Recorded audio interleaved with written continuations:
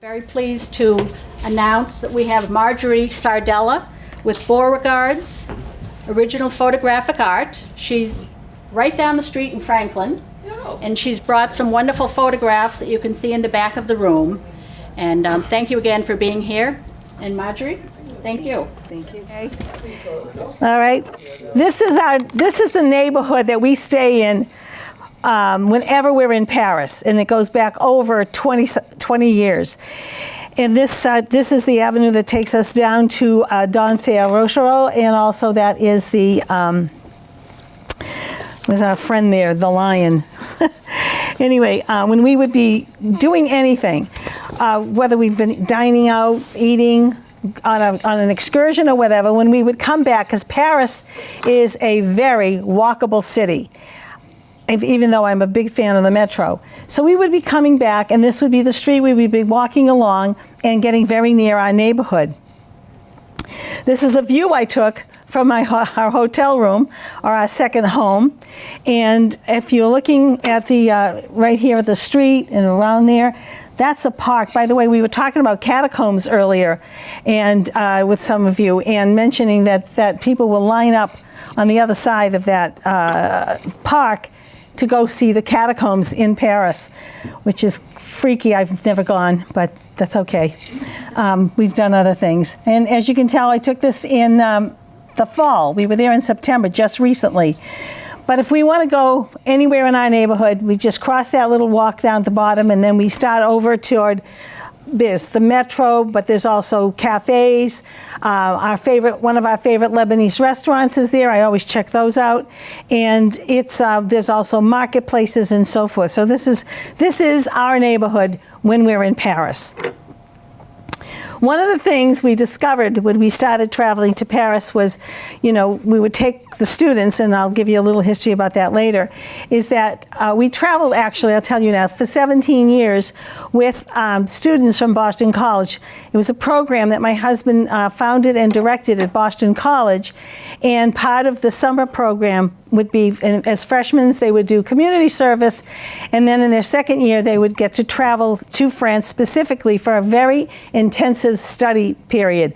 But first from French culture, their education system, their political system, their healthcare system, and then we would move on to the European Union, and they would have a seminar on the EU, and then we would go from there to the to Strasbourg, where they would visit. We would stay with the visit the institutions of the EU, from the Council of Europe and the Parliament, and as well as the Council Court of Human Rights. But one day, we discovered, and I discovered, that instead of taking the students and approaching the Notre Dame from the normal way that most people might approach it, and that was, we came up on the left bank. And as we were approaching it, we came under this tunnel. We're walking along the river, the Seine, and this came up on, and I just thought, this is how we're bringing the students from now on. This is such a great way to come and encounter Notre Dame, and to really, just see the flying buttresses and everything about it. And when you're walking along there, there's sculptures, and there's schools, I believe. One of them is, I think, Madame Curie School and so forth. So this is another view of Notre Dame as we're coming along, and you can see the boats in the river, and some of them have restaurants on them, some of them are for cruising, and some of them people just live on them. And then you'll see freight ones going by. But anyway, this is another side view of Notre Dame. And then again, we're going to come along this area in here, and we're coming to a long flight of stairs that'll take us up to the intersection where we're going to cross the bridge and find ourselves in front of Notre Dame. But as we're walking along, one of the things we come across are the bouquinistas. And these are little stalls that are individually rented. And people, sometimes they're all closed down, and sometimes some of them are open, some of them are closed. You'll find pretty much anything in there, from magazines to posters. And if you can see over here, I don't know if you can see it in there, there are pipes. I don't know who would want to buy a secondhand pipe, but there it is. And but there'll be books, and this here is probably from a hymnal going back, and they'll probably tell you it's a couple of hundred years old or something like that. So anyway, this is the kind of thing that you'll see all along the left and the right bank. Then you finally come and you're coming around the front, and here you are, and there's Notre Dame right in front of you, and it's pretty impressive. It goes back to the 11th century, took over 200 years to build, which is pretty incredible. But this is the doorway they want you to enter into, rather than coming into the main doors. And the reason they want you to do that is because there's so much to see in this beautiful cathedral, from the alcoves where candles are, mini chapels and so forth, and then there's reliefs and so forth along the walls. There's just so much to take in. You can also go down and sit in any of the pews and spend time in prayer, or just be quiet and relax there. And then this is the door we come out. Now, before we go inside, I thought we'd go off to the side, and we would climb to the top of Notre Dame Tower. Now, we've done this twice. The second time we did it was 2 years ago. And I said to my husband, if I ever suggest we climb this tower again, I need you to hit me on the back of the head, because I clearly need a memory lodge. But anyway, it's phenomenal, and it's definitely worth the 300 plus steps to climb. This is kind of what you're going to see. You can see the gargoyles from the bottom, but when you get up close, it's like, hello there. And this is one of the wonderful, you can walk around. It's not like a 360 kind of walking around, but you get a pretty good idea of what you're looking at. These are the gargoyles. You can see, in the distance, one of the things you're looking at here, obviously, is the Eiffel Tower. And there's other buildings in the distance that make it a little challenging, but they're there.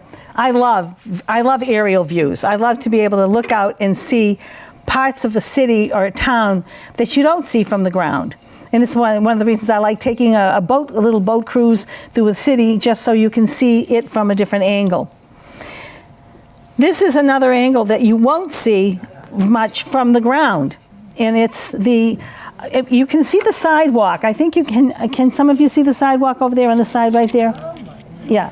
You can see it there, and when you're down there, and you can look up, you can see some of this, but not the way I'm looking at it, or you're looking at it right now. And these statues here, we believe, are the apostles. And so that's, again, a view you're not going to see from the ground. That's why climbing the tower is worth it. Now we go back downstairs, and now we've walked inside the cathedral. And this is a view looking toward the front, toward the main altar. And it is really pretty awesome, with columns and so forth. Now, when I mention the alcoves of candle lighting, whenever we leave to travel on a trip, one of the things that we always consider it not just a trip, but a pilgrimage. And our friends and people will come up to us, and they'll give us names of people that they'd like us to pray for. And I'll end up with a couple of index cards with people's names on them, and what we need to be praying for. And so whatever church we go into, wherever we go, we will light candles, and we will pray for these people as we've been asked to. And I just love this couple. Just you can tell that this is a very meaningful moment for them, and there's such a story that's their story, that we just don't we don't know what it is, but we can certainly identify with that poignant moment. And people are lighting their candles. Now we're going to move along, and we're leaving now. We are walking out the door, and then I pointed to you before. Excuse me. The left side of the doors, and these are statues of saints and angels, and they surround the outdoor of the cathedral, and they go all the way up and around. And I'm showing this particular one because this particular saint here holding his head is Saint Denis. And yes, it's Saint Denis, but The story of Saint Denis is, the legend has it that, well, it's not a legend. He was martyred. He was beheaded on Montmartre, the hill of what is now called, where Sacré-Cœur is, but it was just a mount. And that's what the Montmartre means, Mount of Martyrs. And so the legend has it that he was beheaded there, picked up his head, walked 7 miles out of Paris into an area that is now known as Saint-Denis. And there is a basilica there called the Basilica of Saint-Denis. And in this basilica are, I'm sorry, what? Tombs? Yeah, you'll see Marie Antoinette and Louis. And their graves, you'll see the history of all the kings and so forth. And it's pretty impressive, but it's not something that it's on most people's checklists. I've got to go to Saint Denis. It can be, the basilica's in a bit of a dodgy neighborhood, so it's best to go during the day. So, I don't know, what can I tell you? Now we've crossed the river and we're back, and we're looking toward the back of Notre Dame from the left bank. And you can see the flying buttresses there. You can see, the whole cathedral, and you can see the island. It is sitting on the Ile de la Cité, and Notre Dame sits on an island. Hence, Ile de la Cité. Now, the statue in front of here is a statue of Saint Genevieve. Saint Genevieve is the patron saint of Paris, and story has it that whenever the Parisians were facing, the French were facing either attacks or onslaughts or even disease, they would take out her bones, her relics, and they would make a procession, praying and singing all through the streets, and inevitably would have a miraculous result. And this is why she is their patron saint. So what we're looking at here also is something very poignant and important. This part in what you're looking at of the island, you see with these two little things here, they look like windows. That's actually part of the memorial to the more than 200,000 French who were deported during the Second World War. Deported to the concentration camps, to Auschwitz, and they never returned. And this memorial is kind of not something that most people, again, when they're in Paris, wouldn't think to go and check out. When you leave Notre Dame, you can see the garden at the back, and you'd cross the street, and you walk into another garden, and look through a gate, and that's when you would be entering into this area, and you would end up walking down some steep steps, not too steep, and then this is one of the windows. You remember you saw them from the other side. That window has, the meaning behind that window is that when they were captured, arrested, and interred, they would no longer ever see the horizon. And when you're standing down there, and I've stood there, and I'm looking out through those grates, that grated panel, you can't see anything but straight ahead. You can lift your eyes up, but you're not going to see anything but stone. And you can look to right and to the left. You cannot see anything but what's in front of you. And so one of the things that's really, it's definitely worth going, because not only were it Jews, I think it was something like, of the French, it was 78,000 of the 200,000 were Jewish. But they were also, and excuse me, I put my glasses back on so I can check my notes here, that it was gays, gypsies, political opponents. They could be people who were in, the resistance, and other people. There was a significant number of people who were rounded up. So when you walk in an archway, and this is the memorial, and you see all these lights down there, and those lights represent the 200,000 lives that were sent to the internment camps, the concentration camps. And here's another view of it. And they periodically will come and they will bring, flowers and wreaths and so forth. The three young people up there are three of our students that we would always bring them there, and to help them to know that, to see this part of French history in Paris that most people, again, don't know about or don't think about. And you'll see a lot of these engravings and carvings in the stones inside the memorial, and they are poems, and they are dedications to these peoples whose lives were forever destroyed. And we're back to the tower just momentarily because I wanted to give you another aerial view of the Latin Quarter. Down here to the left is the Church of San Julien-le-Pauvre. We're going to take a peek inside there in a little bit. And over here is San Severin, which is known for its flamboyant windows, or the windows that look like flames, and also some interesting stained glass. And down here is a shop very well known around the world, Shakespeare and Company. It's an English bookstore that has quite a bit of history to it. So we're going to go into the Latin Quarter now. And, we are at Shakespeare and Company. And this, I call him the Brook Browser. And it goes back to the early 20s when a woman, her name was Sylvia Beach. And this is me reading without my glasses, so. Anyway, she opened this up and created an area for writers to come and to have a place where they could practice their skill and their craft, and they could live there free for up to 6 months. And the only caveat was that they needed to be willing to work a few hours a week in the bookstore, so that they could stay there. And they're up above. And this blackboard here will sometimes have the latest news or what's available and so on, and who's been there. And people they're very comfortable sitting around there. And I do have pictures of the interior where people will be sitting down practically on the floor reading books and just, whatever. And it's just tons of it, from floor to ceiling. It's filled with books. And this is another example. Now, in the Latin Quarter, the reason it's called the Latin Quarter is back in the day when the schools were there and students went to school there, they all spoke Latin. Exactly.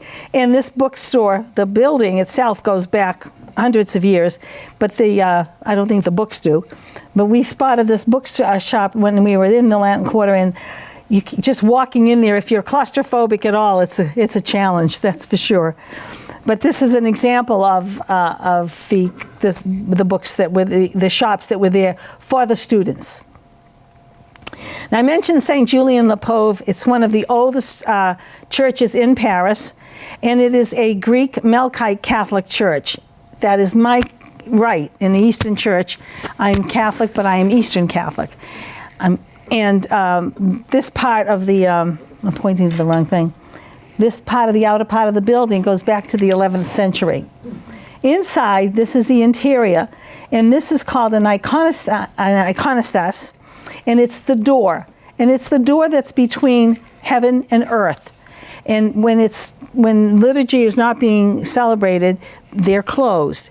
But when liturgy is being celebrated, the curtains are opened and you can see inside the sacristy. Now, this is Bishop Nicholas, who is currently the Bishop of Aleppo in Syria, and we pray for him constantly because it's really dangerous to be in Syria and be a Christian, or to be anything. But anyway, one of the things that we got to experience, which is really wonderful, is that parents will bring their babies when they've been just born, and this is not their baptism. Our baptisms for babies are done by immersion, by the way, just one Father, Son, and Holy Spirit. And that's how I was baptized. That's how our children were baptized. But anyway, they bring them to church, and then after Mass, they bring them to the priest, and he will pray over the couple. And he takes the baby and he does a blessing on the baby, and then he is chanting and singing as he carries the baby down the aisle. He'll be carrying him down this aisle, goes inside and goes around the altar. We'll sometimes place him on the altar, and as offering this baby, praying for the baby, lift him up, and then come back out and eventually return him to the parents. So it's kind of a really neat experience to be there. So. Now, again, in the Latin Quarter, there are many cafes and so forth. And the story behind this one I have to thank my husband for, because one of the things he does for me when we're abroad is he will check out the bathrooms, because we want to make sure they're friendly to women and not just for guys.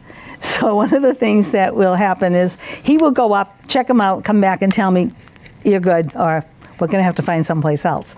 So anyway, he went up, he came back down, and he goes, oh, honey, you're not going to believe this.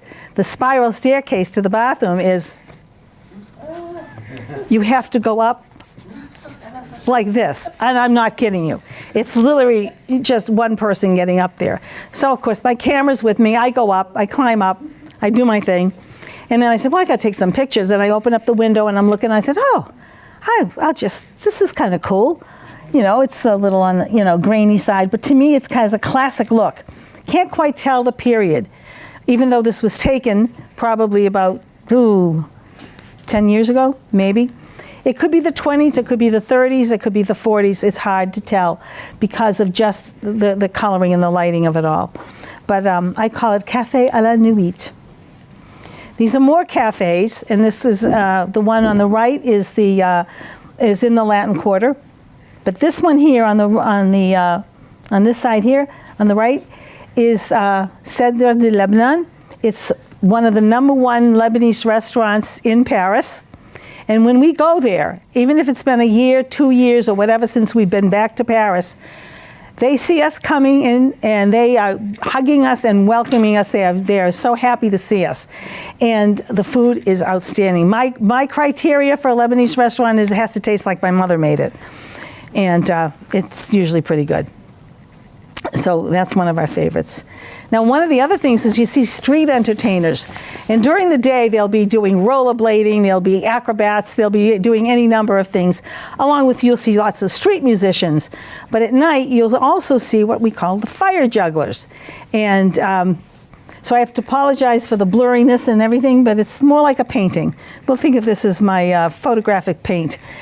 So anyway, there he was. But then I decided I would try to see if I could capture all of the motion going on. And just looking at that, it kind of speaks for itself. You just kind of watch it and you kind of follow the movement of juggling flames. It's kind of crazy. Now, one of the other places that we go to, and then it's like #1 on a lot of people's lists, is the La Sainte-Chapelle. And La Sainte-Chapelle is, oh, by the way, this is a view from coming out of the Cité, the metro, and looking to our right would be the steeple of La Sainte-Chapelle. Now, this is La Sainte-Chapelle is tucked in here, surrounded by the Palais de Justice, basically the courthouse. Now, it wasn't originally like that. Back in the Crusade days, it was King Louis the Ninth. He came back from the Crusades with what was to be the crown of thorns and other relics. And he had this chapel built so that he could house the relics. And then over the years, this got built around La Sainte-Chapelle. But people go there primarily because of the stained glass windows. When you first walk in, this is the lower chapel. And the lower chapel is where the common people could go and attend Mass. The king and his royal family would all be in the upper level. Now, if you turn around, if you were in there and you would turn your back to that part and you'd walk back to as if you were leaving, to the right and to the left are these spiral staircases, which will take you up to the top level, which is what you're going to walk in, and you're going to see these windows. And this is like reading the Bible in photos, in stained glass. And people will come and sit for hours, and they will just sit there and they will read. They will go up and down, and the stories just unfold in front of them. This is something now I'm going to figure out how to do this one.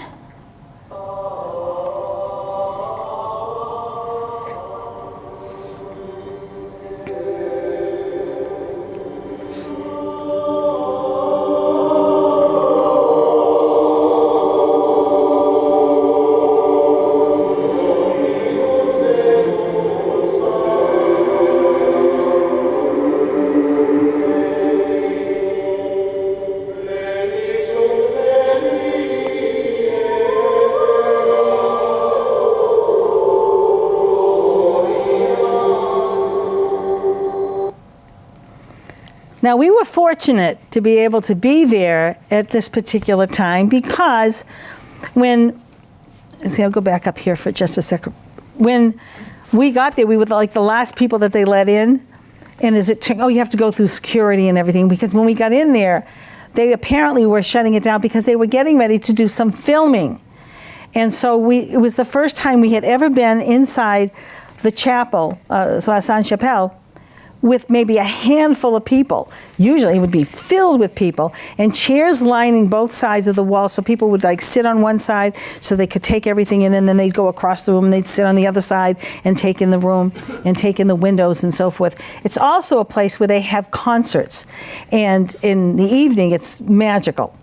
So we were very fortunate not to have a lot of people around at that time. Oh, let me see, okay. This was when we were walking back probably from La Sainte-Chapelle or from one of the other churches. We were crossing the street. Now, Dennis always says to me, only tourists wear berets in France. And I said to him, no, honey, I see lots of men wearing berets and they're not tourists. Oh, no, they're tourists. I said, So we were coming back from wherever we were coming from. It's not important. What is important is I spotted these gentlemen. And I said, oh, I've got to get a picture of them. And they were all talking, and they were and I said, and they're not tourists, honey. And so he would stand in a certain place so I could look like I'm photographing him. But I was really trying to photograph them. And they spotted me. And I got the wave. And it's really kind of cool. Now, this is Luxembourg Gardens, one of our very, very favorite places to go in Paris. It is known for its, they'll have exhibits. Sometimes the outside gates are covered with large, prints of whatever the exhibit is about. But inside the building there's like cafe, and there's artists will be in there. We've met some really fascinating artists and talk with them. They're right there with their work, and it's really kind of wonderful. But this is a place where people come and they just relax, and they love. Paris parks are like that. They are very inviting. There are chairs and benches, and some of them even have like semi-lounge chairs, and I'm here to tell you, I took a 2-hour nap in one of those. I didn't even know I had done it. I was like gone. But anyway, this is another kind of view. We're looking at it from a slight angle. And there's this wonderful pond in here. It's very, very family friendly. Everything about it is just wonderful. You can see people chilling out and relaxing. And you can see little boats on the water. Now, what they do is there are these little sailboats that kids can rent, or their parents can rent them for them. And they put them in the water, and they all have different country names on them. And that's the push stick that he's holding on there. He's got a push stick, and then he pushes it off, and then they run around, and then they try to get to their boat. And it's kind of neat, and watching them and just having a great time. They were filled with kids just sailing their boats. It was a beautiful day. The other thing, one day we were there and we were getting ready to leave. We'd had our lunch and we had just been relaxing, and this van pulls up, and people start getting off the van with instruments. And I said, I think there's going to be a concert. Sure enough, there was a concert. And you could just pull a chair up and sit down and just enjoy it. And what I really appreciated seeing were the children and how much they loved just watching them, because these were young kids. Some of them were in high school, some of them were in grammar school, or what I used to call grammar. I just aged myself, didn't I? Early you'll see young kids playing and so forth. But the kids they would just stop, and they would just right there and just enjoy it, as were we all. This is another view. This is the Medici, I hope I'm pronouncing it correctly, fountain. And I love it for so many reasons, for the reflections and for there are ducks here in the foreground and so forth. And how many of you can see people sitting around the side of that and just, again, relaxing, reading, having lunch. Just it's a very peaceful place. No matter how many people are there, you don't feel like there's a crowd. And that's why we love it. And I think we're going to move on to, you're doing okay here, girl. Okay. We are now, and now across from Luxembourg Gardens is the Pantheon. So picture me standing, and Luxembourg Garden gates are right behind me, and I'm looking toward the Pantheon. Now the Pantheon is actually up on a hill, and you don't quite get that sense because of where I'm standing.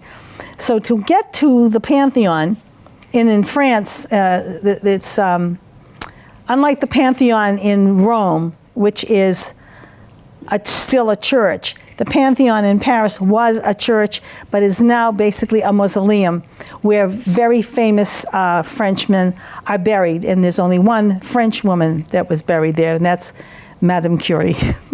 The rest are all men. Anyway, you have to climb. It's like a steady hill climb to get up there. And when you get up there, you're in this little open plaza there, and there, space for people to be around. To get to the colonnade, to get up here, you have to climb these stairs. Okay. Yeah, you have to climb these stairs. Those are our students. And I'm standing at the very top, and I don't know if Dennis is hanging on to me or not, but I think he was. And I usually braced myself because I wanted to get a picture of them coming up the stairs. And they all paused for me a bit there. But once you're up in the colonnade, when you're up in here, you have a 360-degree walkabout, a view of Paris. And it's definitely worth the climb. And this is one of the views that you get to see. And you're looking out to the outer part of it too. You just take it all in. Do we know what this is? Notre Dame. And it's a great way of seeing it in the middle of everything. So now we're going to move on to, I'm sorry, don't make you nauseous if I go backwards. You see this building here? It's really not up against Notre Dame. It is the Centre Pompidou. It is a museum of modern art. Very modern art. Some of it freaky as all get out, but definitely worth a little peek. So it's like a few blocks away from Notre Dame, and it looks like it has all of its outdoor plumbing. It's like all the pipes are all on the outside, painted these colors. But in there is what's called the Stravinsky fountains, and the Stravinsky fountains are right next to the Pompidou Center. And I love this little boy. He's just standing there and just enjoying what he's looking at and taking in the whimsy of these fountains that were designed. I used to know the name of the designer. I can't think of his name right now, but it's really I love it. I always love going there. Now, looking at this, you think he's all alone. It's very much a solitude. He's just there and he's just enjoying it and looking it in. But if you were standing there, like where I was, and you turned to your left, you would see crowds of people. And if you looked in back of you, there would be people in back of you. But when I looked over here, I just saw this very peaceful young man, little boy, enjoying it. Other people were just walking by like it's nothing. And I said, no, this boy knows what he's doing. Now, another place that we visit, and we did not know about this until we were, I was told about it, said, have you ever been to the Chapel of the Miraculous Medal? And I said, no, I haven't been there. And it's on Rue de Bac. And I said, oh, okay. Well, it's where Catherine Labouré, St. Catherine Labouré, had the vision of Mary appearing, Mary, the Mother of God, appearing to her. And many miracles have happened as a result. And so you can see that it's pretty full with people. And when, again, we've gone there, we've gone with prayer intentions and so forth. And to get there, we had no idea, because Rue de Bac is like a 2-mile street. It just goes forever. And somebody said, well, the best way to get there is go to the Bon Marché, which is this big department store. And when you get inside, walk to the back of the store where the umbrellas are. Sure, I felt like I was in a and a spy story. I got to go where the umbrellas are, you know. And you get to where the umbrellas are, and then there's a door there on your right, and just go through the door, and you're going to be on Rue de Bac. And then the chapel is just down there a little bit to your right. Okay. So we did, and there it was.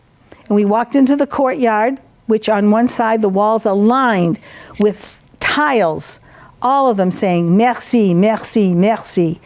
And they were for their specific thing that they had asked and prayed to Mary about. And it just really was very, very touching. And when I go inside, what you're seeing in here, you're not seeing people of just a certain age or where they came from. Every ethnicity, every age, everything is very diverse, coming in at all times of the day. This is in the middle of the day. And people would come in, or they'd come at the end of the day or from work, come in and come there. And everyone wants to be in this area. This is about the area where Catherine stood and had her vision. And I myself have gone and I have knelt in that very spot and prayed for people. And they're there. On either side of the altar are, one of them is her remains, and another is a remain of another saint. I decided not to terrify anybody with dead bodies. But so this is really a very special place to go. And sometimes there will be a liturgy going on, but most of the time there's quiet music playing in the background, and people are there just praying. Now, there are a lot of museums in Paris, and of course the Louvre is the first one everybody thinks of, but there are so many others. It's a long list, and it goes on and on. This is one of our favorite places to go. Part of it is because I love Impressionist paintings, artists. And the way this goes from, I think, the 19th into the 20th century. And they designed it so that you walk on these different levels, and they bring you close into the present into the Impressionists, which, by the way, are on the 3rd floor. So what's unique about the shape of this particular museum is not what you normally see. What does it remind you of when you're looking at that? Train station. Exactly. And this was a train station where the deportees were sent to the concentration camps. And then after the war, they decided they would convert it into a museum, that they could no longer use it as a train station because of its connection. Got to the 3rd floor, and there's a doorway there on the right there. You can see this man there. You can walk out. Again, I love to be on the rooftop, so. But what really got my attention was this clock. And I'm looking at the clock, and I'm like, wow. And I said, I got to take a look at that clock. So I said, I'm going to get there and see what's up there.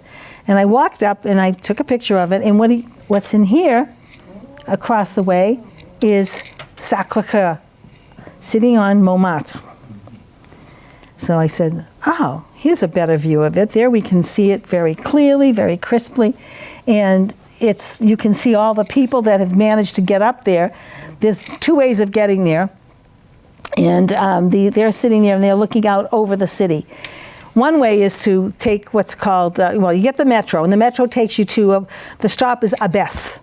And at Abbesse, you would get off, and you can either choose to climb stairs to get further up, or you can get on the funicular, which is a very sensible thing to do. Because you get on this funicular, and it gets you right up to the top of Montmartre. And then you can walk around, and then if you really are in that place, there we go, you can walk back down after you've toured it. Now, if you've ever seen movies about France, or Paris in particular, inevitably you're going to see a scene from Montmartre. It just is one of the places that people just, the minute they see it, they say, oh, that's Montmartre. And yes, I've climbed those stairs. This is a close-up of Sacré-Cœur.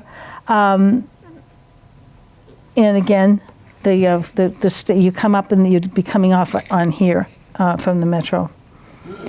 Now, they're sitting in the area right in front of Abbesse. I love this picture. I actually won an award for this picture. I really should have done the 3 series. There's 2 others that go with this. What caught my attention was the color of her hair. I've never seen a woman with mauve-colored hair before. And I said, honey, look. And she kind of matches her shirt. But anyway, what was interesting is they're having a conversation, these two. In a previous picture, she's actually leaning over and she's talking to the woman in red. And they're talking back and forth, back and forth. The person that really caught my attention after that is the woman in the middle. Her expression never changes. She's like, I hope they're done soon. And the gentleman is just there, he's taking everything in, and they're just people watching. It was at this place, there was a flea market going on, and I had a chance, I went and I bought a camera. The lady with the camera bought a camera. I bought this camera that was actually first sold at the Paris World Fair? Yeah, the World Fair, 1900. So I've got this really old camera that's totally cool. And I tried to talk him down, but we stayed at the price. It was not bad. I forget how much I paid for it, but it really was not extravagant. And I have it sitting in my shelf. I don't think I could take a picture with it. You can still look through it. It's kind of cool.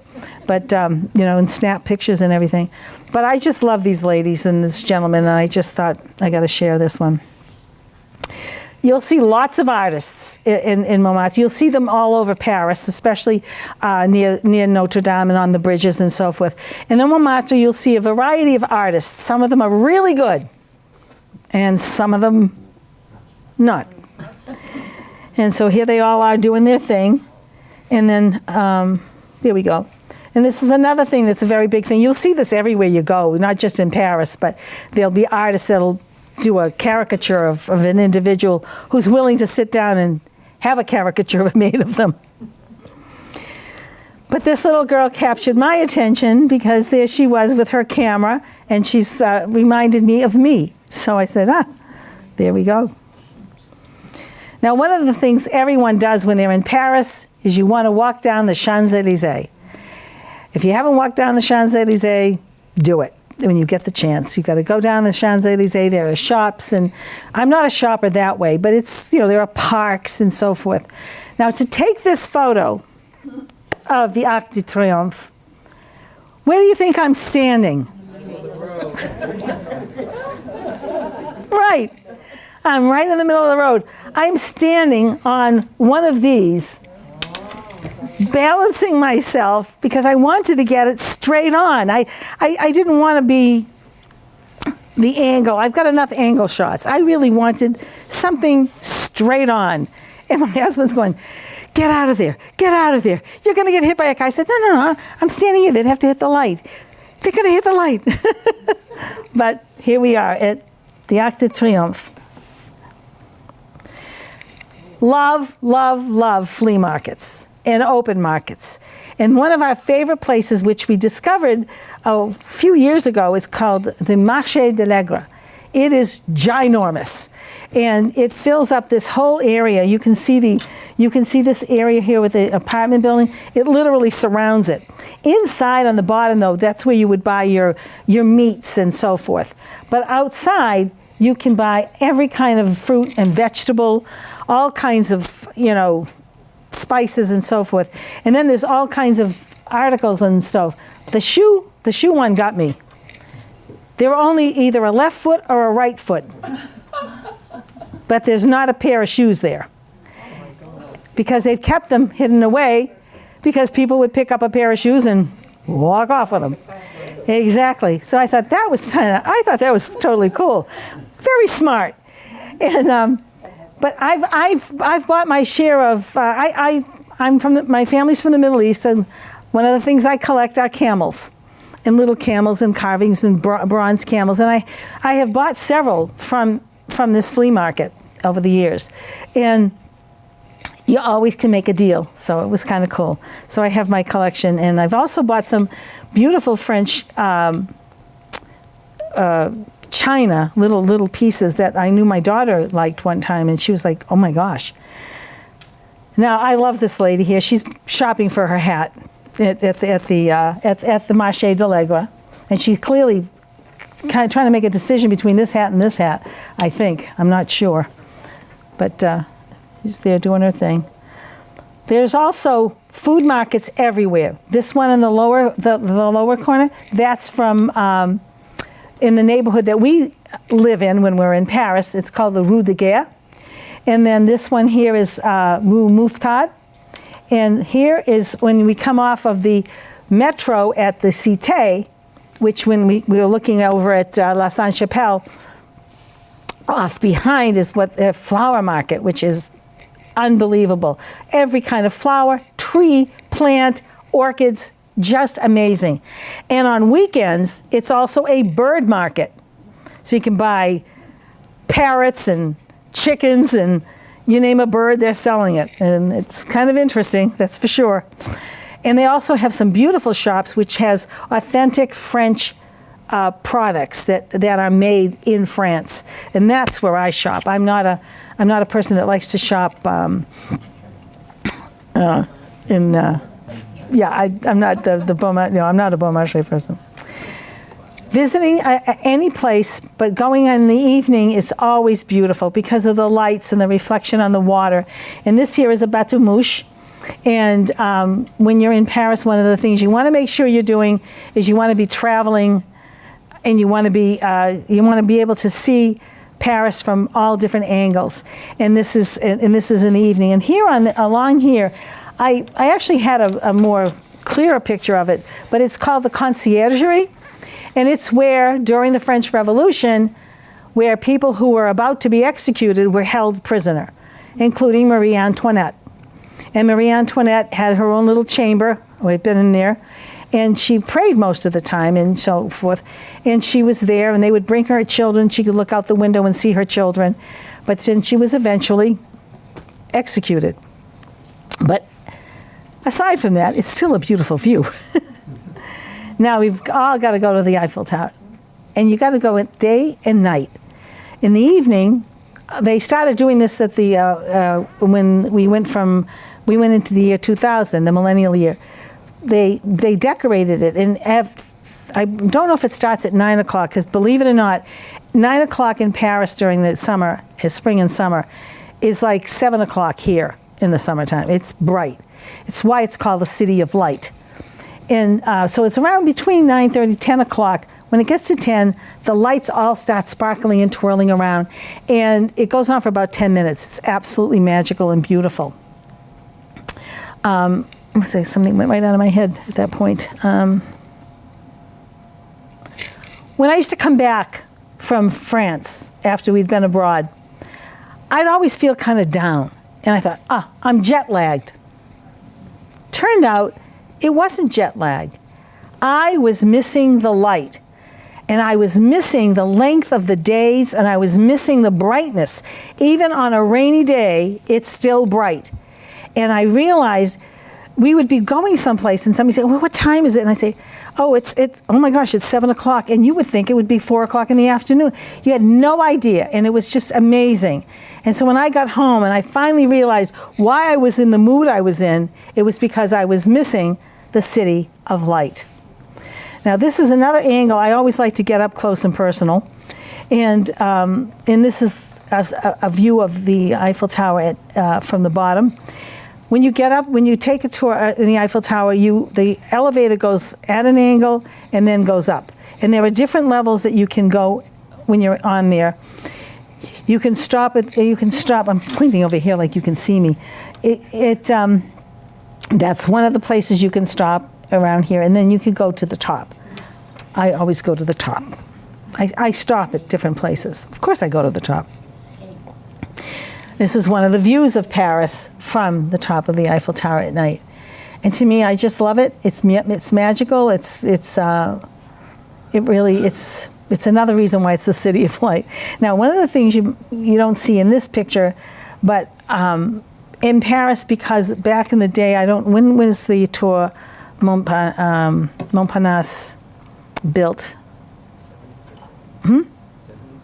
Yeah, back in the 70s, they built the Tour Montparnasse, this big towering building in the middle of Paris.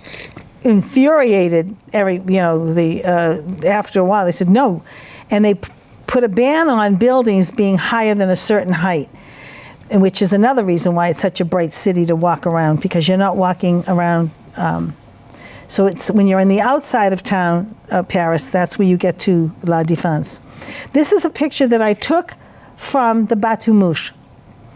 And this is these streaks of light that you see are fireflies. You know, so it's just, it is very, very, very, very, purely very enjoyable. It really, really is. Now, I mentioned a lot of musicians. You see them everywhere. You'll see them on metros, which is what this gentleman is. He's on the metro, which is where I took his picture. And I'm going to tell you a story about this particular musician in about 1 minute. I'm going to take you to him. His name is Farris Smith. Now, I met Farris Smith. The first time I met him, I had taken pictures of him. He was playing his bass and this beautiful smile on him. And he's originally from San Francisco. So I took his picture, and I actually have a picture of the card that I took of him.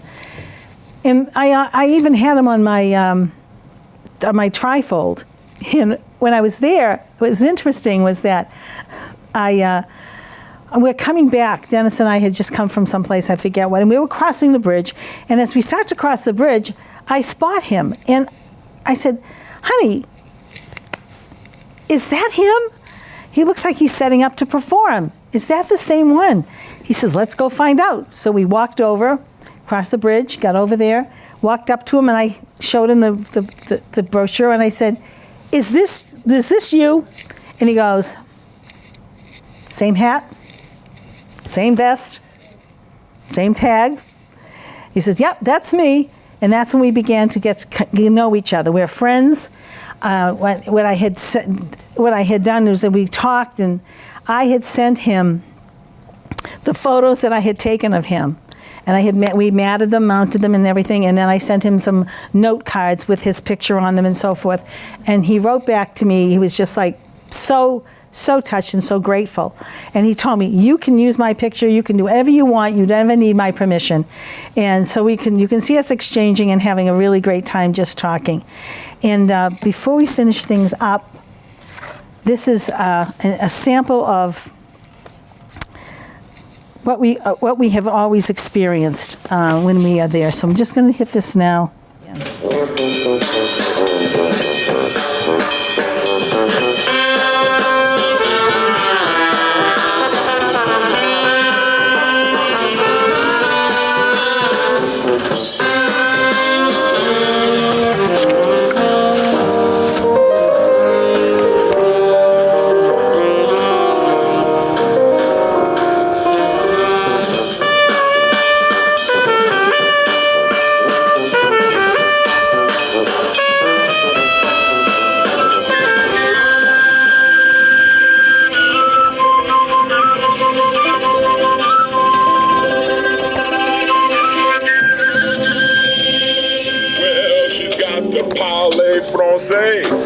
Parlez anglais.